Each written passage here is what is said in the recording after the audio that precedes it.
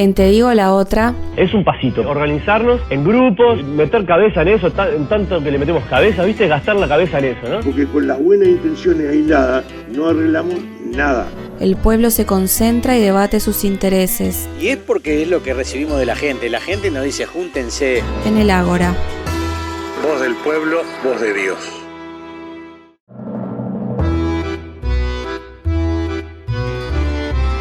Bien, y damos inicio por primera vez a este espacio Ágora. La idea es poder presentar, conocer distintos colectivos, distintas luchas que se van dando, distintas cuestiones que hacen a la agenda pública y a nuestra sociedad. Por eso vamos a recibir en este primer espacio de Ágora a Martín Rorra. Él es representante de Jóvenes Afro de la Casa de la Cultura. Un gusto tenerte con nosotros, Martín, en Te Digo la Otra en la Uniradio.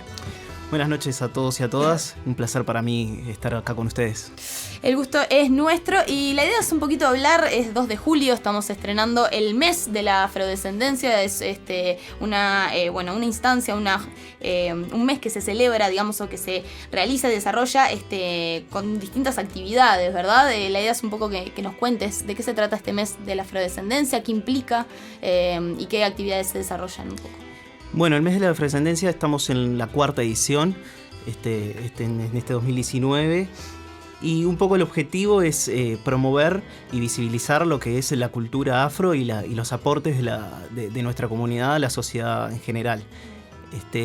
Además también promover y fomentar la participación de las sociedades civiles de la comunidad también y bueno, un poco en ese sentido, enmarcado también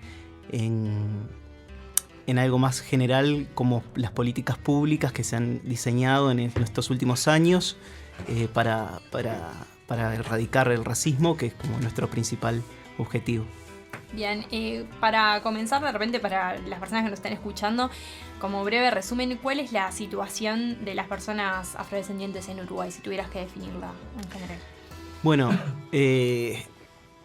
la sociedad uruguaya le cuesta reconocerse, como nos cuesta reconocernos machistas, nos cuesta reconocernos muchas veces homófobos y tantas otras cuestiones. La sociedad uruguaya es racista, existe un racismo estructural vinculado a la trata esclavista, que fue es el origen histórico de este problema. Y bueno, producto de ello, los indicadores socioeconómicos de la población afro estamos sumergidos, indica que estamos en una situación bastante complicada en números de situación educativa, en la situación que repercute a su vez en lo que es el empleo. Tenemos más dificultades para conseguir empleos, a su vez son empleos poco calificados, poco remunerados. Tenemos dificultades también, en lo que es la educación. Tenemos altas tasas de deserción de los centros educativos y estamos sumergidos también en la pobreza. Hace poco salieron los últimos números, que estamos en 17%, es la cifra de pobreza entre la comunidad afro. Muy por arriba de la media nacional, ¿no? Muy por arriba, sí. Ha tendido a bajar, eso sí es cierto también, está bueno mencionarlo. Hay una tendencia a la baja, pero igual siguen siendo números alarmantes. ¿Y este tipo de instancias en qué de alguna manera logran modificar, obviamente no van a generar cambios estructurales, pero de alguna manera qué aportan este mes de la afrodescendencia para de alguna manera visibilizar tal vez, para acercar a la población en general a los aportes de la cultura afro, a la cultura uruguaya en general también? Yo creo que este mes, y un poco es el espíritu también del mes, lo que apunta es generar también espacios de debates de estos temas y espacios de sensibilización que todavía faltan mucho. Sensibilizar sobre la perspectiva étnico-racial. Vivimos en una sociedad que tiende a lo eurocéntrico, se cree homogénea. Entonces todos estos creencias y nociones tratamos de que en este mes, cuestionarlas. Que no es un tema de agenda, disculpen, no es un tema de agenda justo en el momento electoral que estamos, no es un tema de agenda, ¿no? Que no se discute, por lo menos no vemos a los principales precandidatos, precandidatas poner esto a discusión.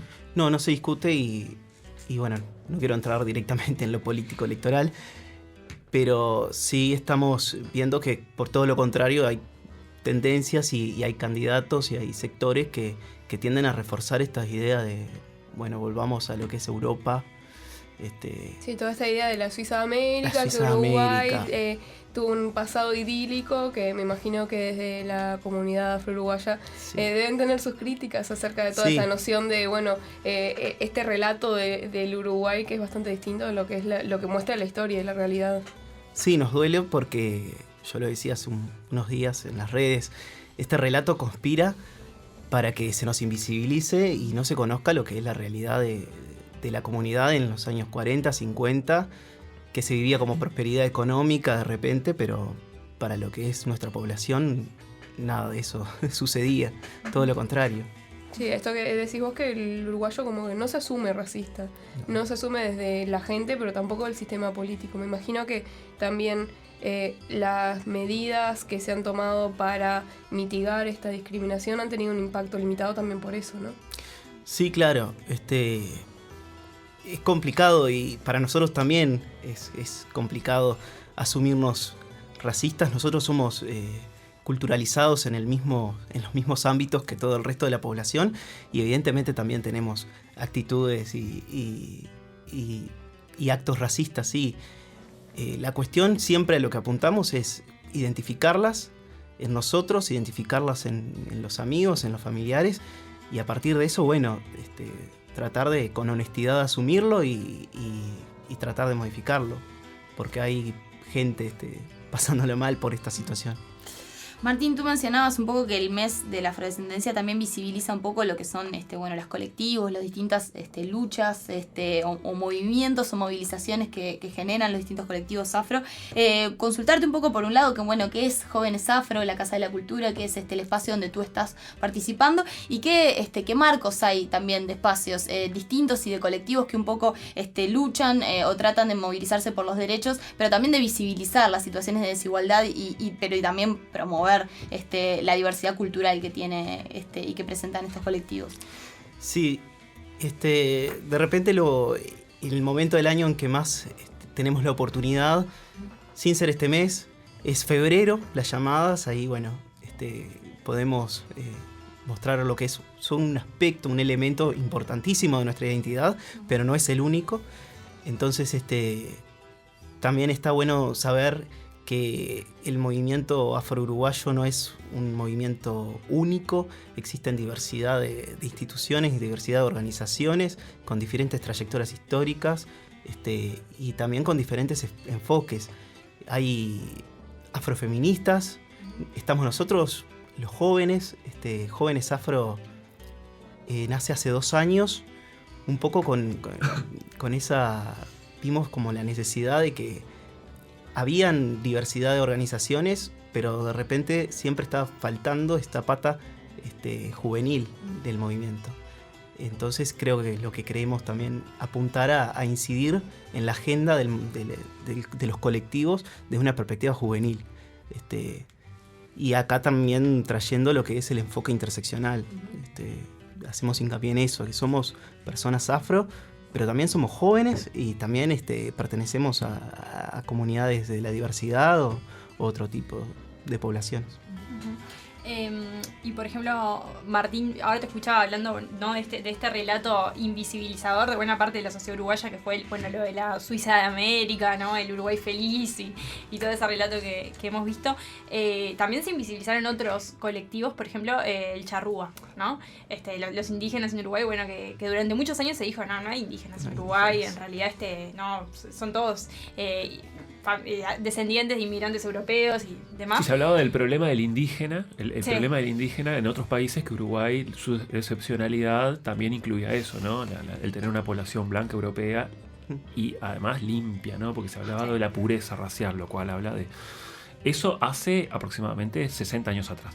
Sí, en términos históricos, no. Nada, no. Hay generaciones que se educaron de primera mano con ese concepto. Uh-huh. ¿Sí? Y las que vinimos después, además, con lo que de eso fue de alguna manera implantado a través de la educación pública, que recién en este último tiempo ha logrado de alguna manera discutir o visibilizar, como decías vos, Florencia, y decías recién, Martín. Sí, la cuestión indígena sin duda que es otro tema y creo que es hasta, no voy a decir peor, porque es cuestión de desigualdades y todos estamos, pero sí el único momento que se reivindica es cuando decimos la garra charrúa. No hay otro y ahí momento. todos nos subimos al carro, ¿no? Que no se charrúas. problematiza tampoco, ¿no? El tema de la No. garra charrúa Claro. tampoco es una frase que en realidad tiene un montón de cuestiones para discutir de fondo. Sí. Sí. Sí, No, sí. te quería consultar, ¿ustedes coordinan, por ejemplo, con colectivos militares de repente como el Charrúa o en general tratan de coordinar acciones? Sí, y sobre todo en lo que es el interior del país, tratamos de reforzarnos porque somos poblaciones minoritarias y bueno, de algún modo tenemos que coordinar esfuerzos y tratar también de vez en cuando, para las personas que vivimos en capital, es muy difícil tener una mirada por fuera de lo que es Montevideo y nuestra población, por ejemplo, se concentra en lo que es el norte del país. Entonces, obligatoriamente tenemos que coordinar. No, volviendo a una cosa que mencionaba Jonah recién sobre el sistema educativo como también es muy importante para lograr revertir este tipo de situaciones. ¿Ustedes consideran que en estos últimos años se ha trabajado desde la educación en tratar de revertir esto? ¿O en general la educación sigue siendo medio que la misma que generó no generó, pero bueno, sí colaboró a afianzar este racismo estructural que vos mencionabas? Bueno, nosotros como comunidad tenemos una gran bandera en lo que es la educación, que es la de tenemos que empezar a tratar la temática afro en escuelas y en liceos y incluir en los programas lo que ha sido el aporte de la población y lo que es hoy y en cómo vivimos. Hay poca mirada étnico-racial en lo que es la educación y eso indudablemente que por un lado fomenta nuestra, no sé qué término ponerle, fomenta que nosotros nos apeguemos a lo que es algo que no es nuestro, porque intentamos pertenecer también a todo ese relato universal, y también, y por otro lado, fomenta que de alguna manera terminemos siendo expulsados de estos centros, porque no se nos está hablando a nosotros, no se nos habla de nuestras personalidades, no se habla de nuestra historia. Yo que estoy más vinculado al ambiente de la educación, ¿no? Una mala y una buena, ¿no? Cuando uno analiza, por ejemplo, los programas de historia de secundaria, no aparece la población africana, más allá de cuando eran traídas como esclavos, pero después no aparece como un tema para estudiar, ni creo que en sociología tampoco la conformación de nuestra población y el peso que la población afrodescendiente tiene. Esa como mala. Como buena, recuerdo hace poco que se hicieron las pruebas PISA acá en Uruguay y el afiche para el Uruguay, porque eran afiches individualizados para cada país, contemplaba personas afrodescendientes, personas en situación de discapacidad y también con algún corte de género que me pareció súper interesante y llamativo, ¿no? Los chiquilines probablemente no lo hayan notado, claro. Pero un adulto que está empapado en estos temas notaba que ahí hubo un esfuerzo, una mirada mucho más inclusiva para todo el Uruguay. Bueno, me parece positivo. Como positivo también en este momento Mides y ANEP firmaron un acuerdo que trata de sensibilizar al personal de la comunidad educativa en temas como la etnia, raza y en temas de población de la diversidad también. Y eso creemos que también es fundamental, porque allí han surgido un montón de cosas que hay que erradicar. Y los niños no nacen con este concepto. No nacen con el concepto de raza, ni con diferencias raciales, ni con discriminación. Son construcciones que los adultos, y si en el ámbito de la educación logramos que no se construyan o construir otro tipo de vínculos, sería muy positivo, realmente.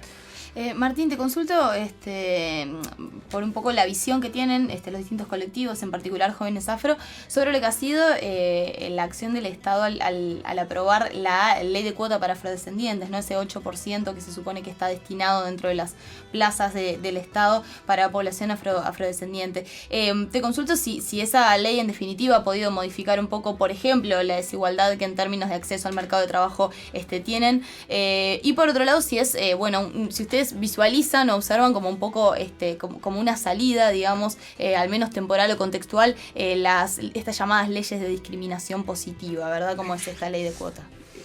Sí, bueno, en esto que comentabas hace un rato de las trayectorias, de proteger las trayectorias educativas, esta ley es un elemento central a discutir porque es una ley que generó mucha polémica y que genera hasta el momento de hoy mucha polémica.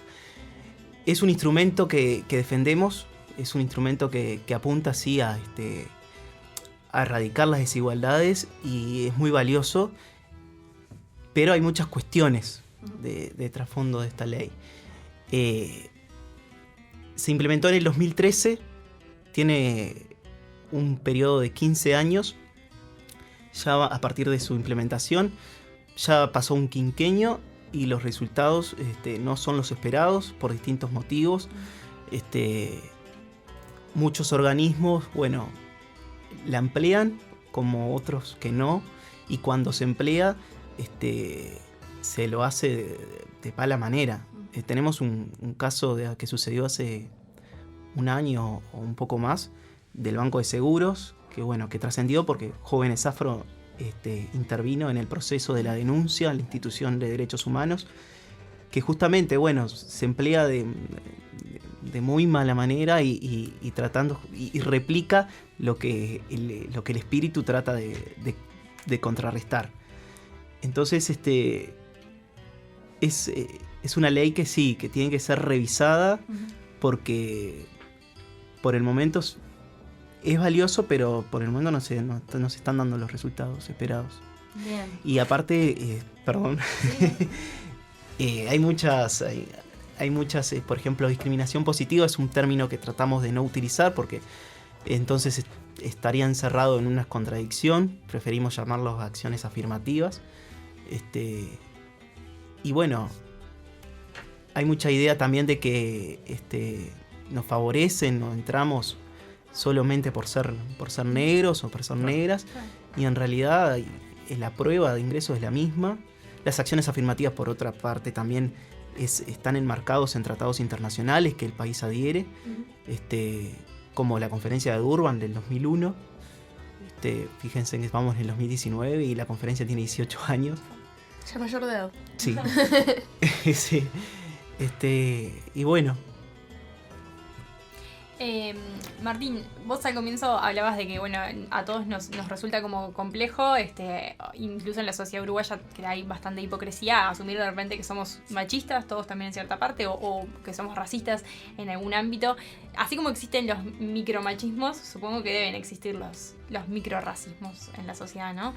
¿Qué situaciones cotidianas te parece que están arraigadas en la sociedad y que en realidad revisten un acto de discriminación? Sí, todo el tiempo, los microracismos, y son capaces lo más difícil de desentrañar y de cuestionar, porque están naturalizados, los tenemos naturalizados, expresiones del lenguaje que